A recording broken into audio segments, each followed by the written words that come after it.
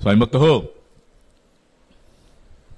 2 डिसेंबर सोमवार या दिवशी भक्तगणांच्या जीवनामध्ये कृपेचा वर्षाव करणारी परब्रह्म श्री स्वामी समर्थ देवांची मनोरथपूर्ती महापदयात्रा श्री क्षेत्र गावखडी ते श्री क्षेत्र अक्कलकोट आरंभ होते आहे. आणि या पदयात्रेमध्ये आपण सर्वांनी सहभागी व्हायचं आहे. होय, कारण ही पदयात्रा भक्तगणांचं मनोरथ सिद्ध करणारी आहे आणि हा अनुभव सर्व स्वामी भक्त करीत असतात. तरी आपण सर्वांना या पदयात्रेमध्ये सहभागी होण्याचं हे स्वामींकडून निमंत्रण आहे. पदयात्रेमध्ये सहभागी व्हा, आपल्याला जमेल तसा सहभाग द्या आणि स्वामी कृपेचा ठेवा आपल्या घरी घेऊन जा. आपलं जीवन आनंदी करा, आपलं जीवन समृद्ध करा. भक्तगणांचं जीवन आनंदी आणि समृद्ध करण्यासाठीच स्वामीदेव गावखडी ते अक्कलकोट या मार्गावर स्वतः चालत असतात, हे लक्षात ठेवा. आणि ते निरंतरपणे आपल्या कृपेचा वर्षाव करीत असतात. म्हणून या पदयात्रेचा लाभ प्रत्येकाने घ्यावा.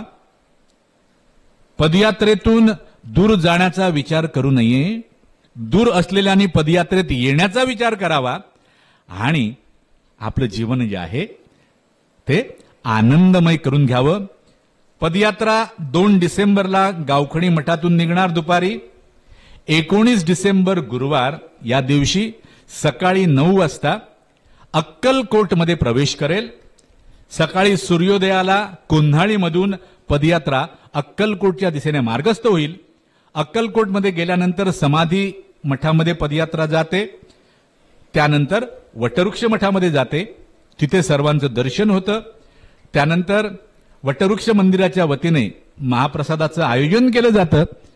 आपण तिथे स्वामींच्या आरती करतो, स्वामींना नैवेद्य अर्पण करून तिथे महाप्रसाद होतो आणि अक्कलकोटमध्ये पदयात्रा संपन्न होते. त्याच दिवशी रात्री 19 तारीखला पदयात्रा परतीच्या मार्गाला लागते आणि 20 तारीखला शुक्रवारी सायंकाळी गावखडीच्या परमपावन भूमीमध्ये येऊन पदयात्रा दाखल होते. आणि 21 तारीख शनिवार स्वामींच्या पादुका, स्वामी घालून ज्या पादुका स्वामी पदयात्रा करत असतात त्या पादुकांना मठामध्ये मंगल स्नान घातलं जातं. त्याच्यावर पंचामृताचा अभिषेक केला जातो आणि जो जो स्वामी भक्त इथे उपस्थित होतो त्या प्रत्येकाला त्या पंचामृताचा अभिषेक करण्याची संधी स्वामी देत असतात. तरी आपण या सर्व सोहळ्यांमध्ये सहभागी व्हावं. पदयात्रा विनामूल्य आहे. आपल्याला कोणत्याच प्रकारचं मूल्य या पदयात्रेत सहभागी होण्यासाठी द्यावं लागत नाही. मात्र प्रत्येकाने आपल्यासोबत श्री स्वामी समर्थ नामाचा साठा जरूर घेऊन यावा. श्री स्वामी समर्थ.